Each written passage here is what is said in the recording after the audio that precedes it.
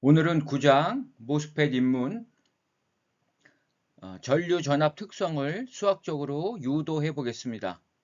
우리가 최종적으로 얻고자 하는 것은 소스 드레인 간에 흐르는 전류, 즉 게이트 전압이나 VDS 전압에 따른 IDS가 어떻게 변하는가를 알고자 하는 것입니다. 그 관계식을 수학적으로 유도를 하는 시간을 갖도록 하겠습니다.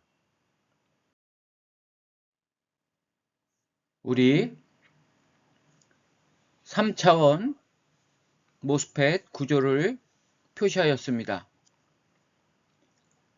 소스 드레인 전극이 있고요. 여기 게이트 전압이 게이트 메탈이 있겠죠. 소스와 바디는 접지를 시키고 드레인과 게이트에 전압을 인가했을 때 이 양단에 흐르는 전류가 어떻게 변하는가를 살펴볼 것입니다. 여기 이쪽 방향이 이 안쪽 방향이 Z고 이 방향이 Y, 이 밑으로 가는 방향을 X로 정하겠습니다. 그리고 채널의 폭은 여기에 될 것이고요. 여기가 W고요. 채널 길이 랭스 L은 요것이 될 것입니다. 요 소스 드레인 양단에 흐르는 전류를 알아보도록 하겠습니다. 우리 이 수학적인 관계를 유도하기에 앞서서 먼저 5가지 가정을 할 것입니다. 그 가정을 잘 이해하셔야 되겠습니다. 먼저 우리는 첫 번째로서 강한 반전만 고려한다. 이것은 우리가 파이 S가 2파이 FP가 되면 문턱 반전점이 형성이 된다 그랬죠. 그럴 때는 요 인버전 전하들이 이제 형성이 됐을 겁니다. 그런데 우리는 그거보다도 더 강한 게이트 전압, 마치 이러한 상태를 가정하겠다는 것입니다. 왜냐하면 완전히 채널에 반전 전자들로 가득 찬, 그래서 완전하게 채널이 형성되어 있는 스트롱 인버전만 고려를 하겠다는 얘기가 되겠습니다. 그러면 이때 우리 Q 인버전 전하는 어떻게 변하는가를 살펴보도록 하겠습니다. 자, 게이트 분배 법칙이 이렇게 된다 그랬죠. 기억이 나죠? 게이트 전압은 워크 펑션, 그 다음에 실리콘의 밴드 밴딩, 그 다음에 옥사이드 층의 밴드 밴딩, 파이 V 이게 같은 거라 그랬죠. 옥사이드 양단에 걸리는 전압차, 실리콘 양단에 걸리는 전압차. 그래서 파이 MS는 우리 플랫밴드라 그랬죠. 플랫밴드 전압에 해당한다 그랬고, 파이 S는 문턱 반전 전압 이상에서는 2파이 FP가 되겠죠. 그 다음에 VOX는 이렇게 분자가 이렇게 됩니다. 우리 그동안은 요것만 고려했었죠. 근데 이렇게 강한 반전이 되면 인버전 차지들이 이렇게 늘어나기 때문에 이렇게 2가지 전하량 성분이 존재합니다. 즉 공핍층이 만드는 것, 인버전이 만드는 것. 그래서 그것을 C옥수로 나누는 것이 VOX가 되겠죠. 그리고 우리 앞에서 VTH라는 것은 이렇게 정의를 했죠. 문턱 반전점에서의 VTH. 그래서 요거가 이렇게가 VTH가 되는 겁니다. 그래서 게이트 전압은 VTH 플러스 뒤에 남은 C옥수분의 Q 인버전. 그래서 Q 인버전은 이렇게 쓸 수가 있습니다.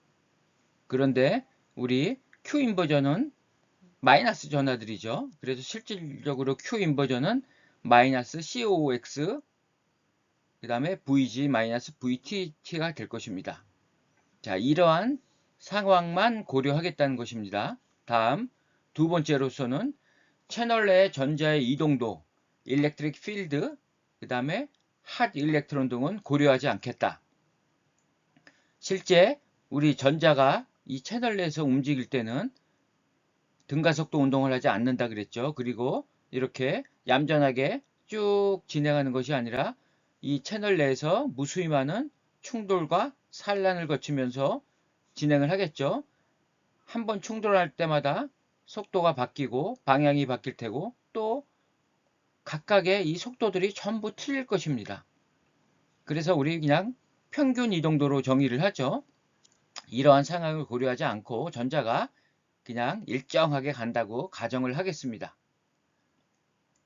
그 다음 일렉트릭 필드는 일정하다. 이것은 채널이 매우 길다는 의미가 되겠습니다.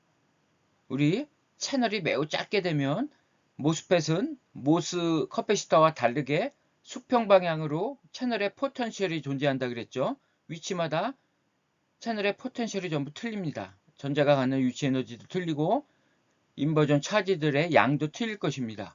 그런데 그 채널이 짧게 되면 그 기울기가 이 채널의 포텐셜이 급준하게 변할 것입니다. 뭐 이렇게 변하겠죠. 이렇게. 근데 그런 상황이 아니라 채널이 매우 길어서 이렇게 일렉트릭 필드가 이렇게 천천히, 즉 채널의 포텐셜이 이렇게 천천히 증가한다. 그래서 이 곡선의 각 지점에서 기울기가 그렇게 큰 차이가 없겠죠. 완만하게 증가하니까 이 기울기가 결국 일렉트릭 필드가 되는 것입니다. E는 마이너스 dv dx죠. 그래서 이 곡선을 x로 미분한 것, 거리로 미분한 것이 결국 일렉트릭 필드가 되기 때문에 그 일렉트릭 필드는 그냥 여기나 여기나 여기나 거의 차이 없다, 일정하다 라고 가정을 하겠습니다.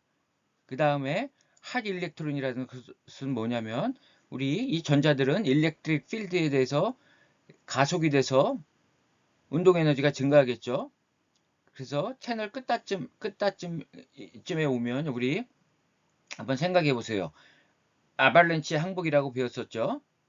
강한 필드에 얘들이 가속이 되어서 불순물 원자들과 충돌하기도 하고 실리콘 격자들과 충돌해서 전자와 호울상을 만들어내고 또 충돌을 하고 또 만들어내고 해서 무수히 많은 일렉트론들이 막 여기서 형성이 될 겁니다. 그럼 이런 것들이 운동 에너지가 매우 높기 때문에 얘들이 이렇게 쭉 가는 것뿐만 아니라 강한 에너지를 가지고 이 게이트 옥사이드 위쪽으로도 이렇게 진행하게 됩니다. 그럼 게이트 산화막을 뚫고 지나가겠죠. 전자가 게이트 산화막을 뚫고 지나가면 이 수직 방향으로도 전류가 흐른다는 겁니다. 그러한 상황은 우리 고려하지 않겠다. 그러한 전자들을 우리 에너지가 높은 전자들을 핫 일렉트론이라고 하는데 그러한 상황을 고려하지 않겠다라는 것입니다. 다음 확산 전류는 무시하고 드리프트 전류만 고려한다. 우리 모스펫은 다수 캐리어의 디바이스라 그랬죠. 그래서 우리는 다수 캐리어만 고려하면 됩니다. 확산이라는 것이 없다는 것입니다. 그러나 실질적으로 보면 아주 작지만 존재합니다. 예를 들어서 요게 에너지 밴드 갭이죠. 우리 문턱 반전 전압까지 게이트 전압을 인가하면 이게 이렇게 낮아지겠죠. 그런데 문턱 반전 전압까지 가기 전에 요 밴드의 요 폭이 배리어가 낮아집니다. 문턱 반전 전보다도 작은 전압에서 이게 낮아지겠죠. 그래서 점점 낮아지다가 문턱 전압에 도달하겠죠. 이게 좀만 낮아지면 낮아진 만큼 여기에 전자의 위치 에너지들이 높은 전자들은 이렇게 이쪽으로 진행할 수가 있는 겁니다. 지금 이러한 전자들은 이러한 까만색 이러한 에너지 밴드 갭에서는 오른쪽으로 건너갈 수가 없겠죠. 드레인 쪽으로 못 갑니다. 그런데 게이트 전압을 조금 인가해서 이렇게 낮췄습니다. 그러면 이 부분의 이 전자들은 지나갈 수 있겠죠. 여기 건 못 가겠지만 여긴 지나갈 수가 있다는 것입니다. 그러면 이게 무엇이죠? 우리 이게 바로 확산 전류가 되겠습니다.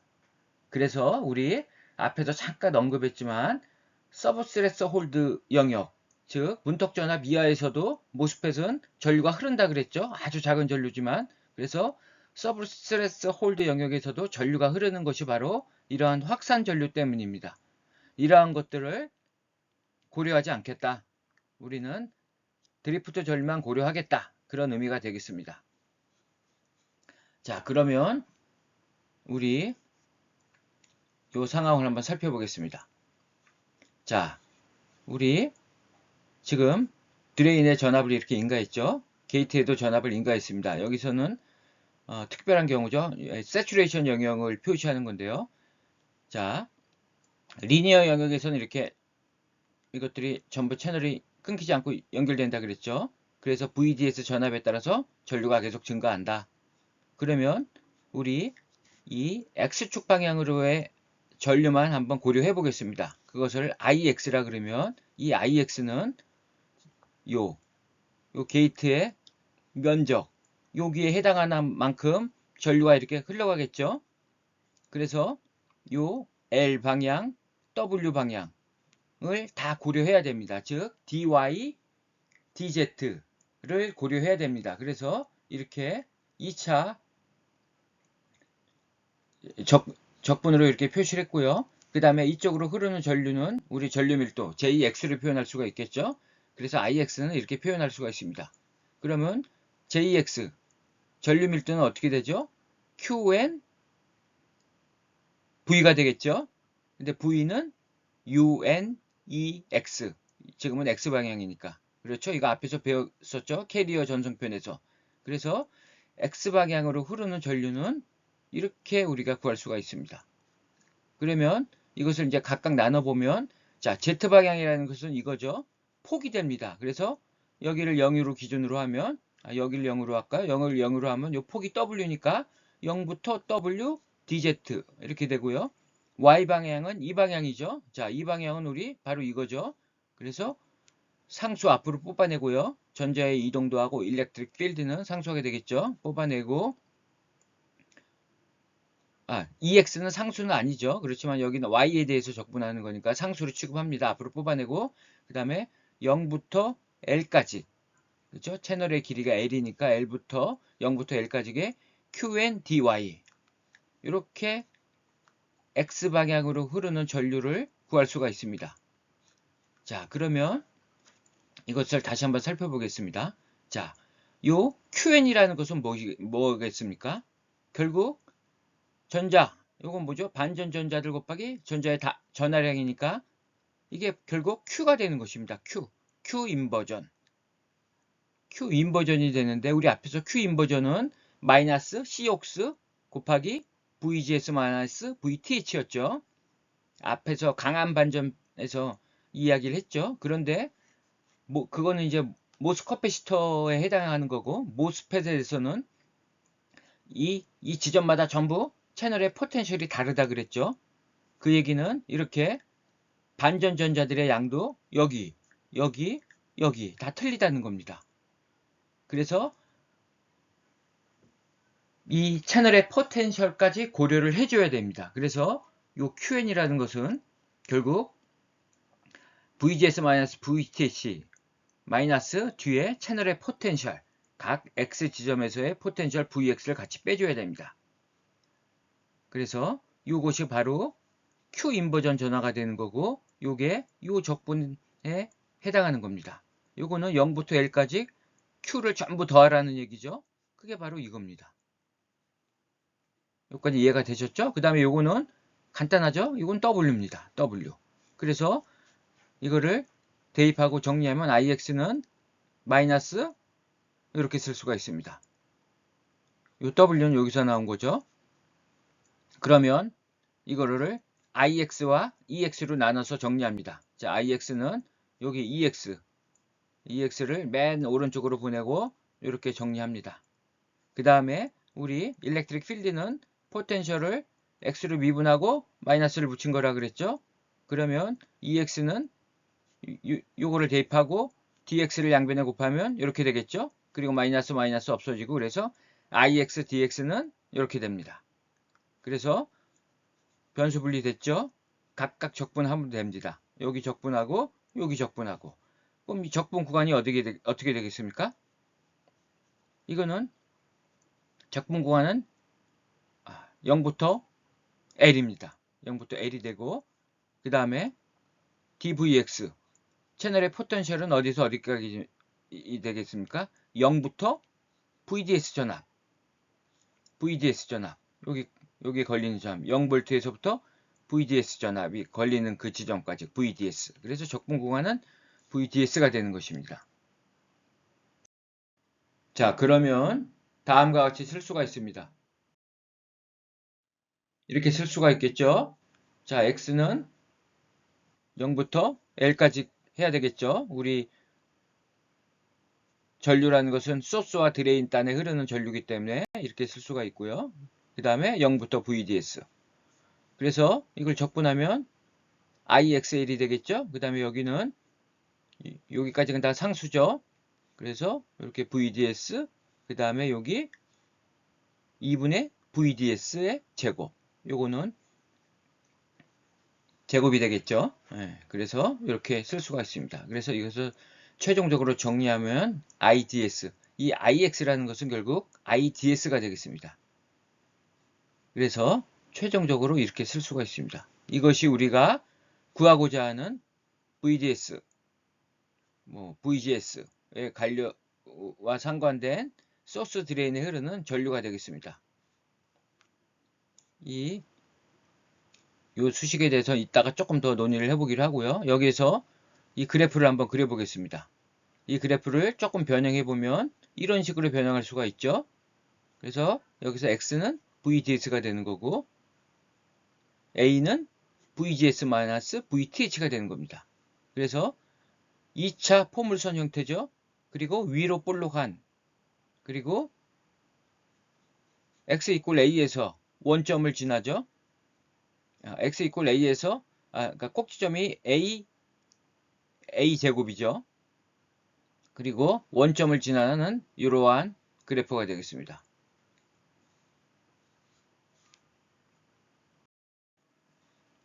그래서 이 그래프의 맥시멈 포인트는 어떻게 되겠습니까?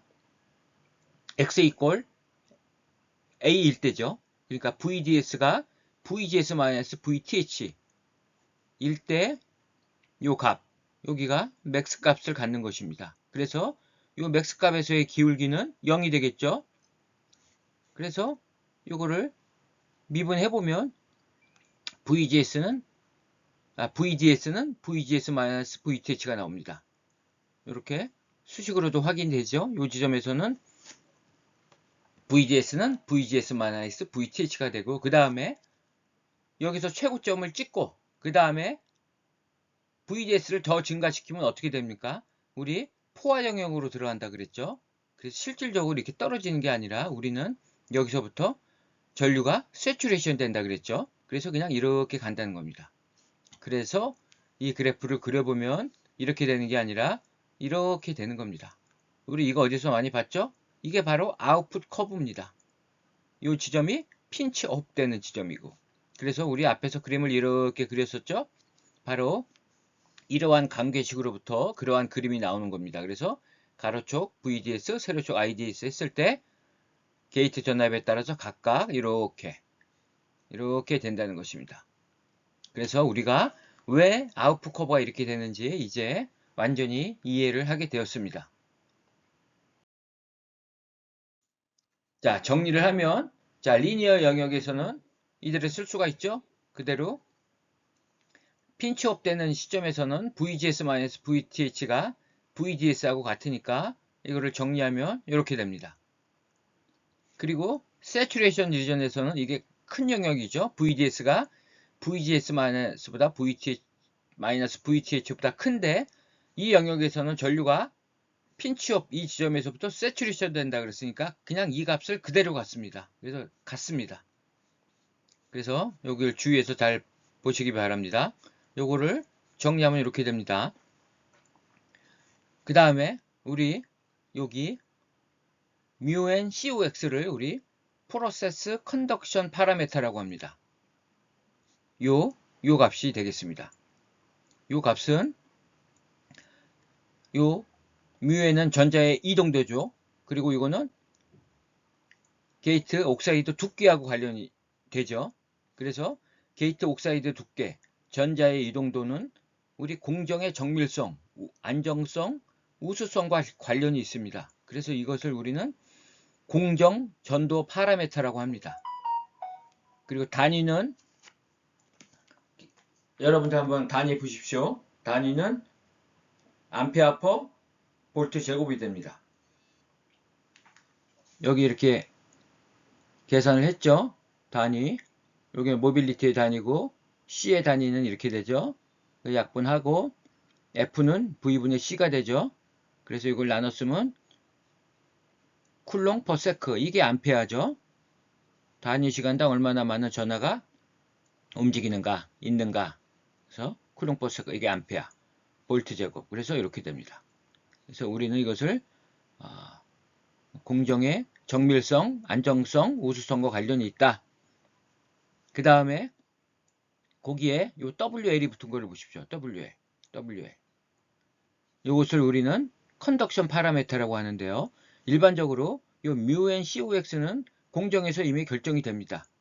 공정이 결정되면 이 값은 일정하게 결정이 되겠죠. 왜? 두께 결정이 되죠. 그 다음에 게이트, 옥사이드, 재료 결정이 되고 하면 우리가 이 값은 일반적으로 일정하게 유지가 됩니다. 그러면 이 전도에 영향을 주는 것은 바로 W by L이 된다는 겁니다. 그래서 이것을 전도 파라메터라고 하는데 W by L, 이 W를 크게 하면 어떻게 되겠습니까? 전류가 증가하겠죠. 그렇죠? 비례관계에 있으니까 W, 즉 트랜지스터의 폭을 크게 한다는 겁니다. 그리고 L을 작게 하면, 이걸 크게 하고 L을 작게 하면 이 전류는 엄청 증가하겠죠. 이게 커지고 이게 작아지는 거니까. 그래서 채널을 작게 하면, 쇼 채널로 가면 전류 채널에 그 전류가 흐르는 소스 드레인에 흐르는 전류를 증가시킬 수가 있습니다. 그래서 우리가 설계를 할 때 우리 라인의 공정 능력이라는 게 있죠. 공정 능력을 보면 이 트랜지스터 사이즈를 얼마로 가져갔을 때 우리가 원하는 전류 값을 얻을 수 있는지, 그러한 것들을 반영해서 설계를 하는 것입니다. 자, 오늘은 이제 수학적인 관계식을 모두 유도했고요. 이 수식이 갖는 의미들도 간단히 살펴보았습니다.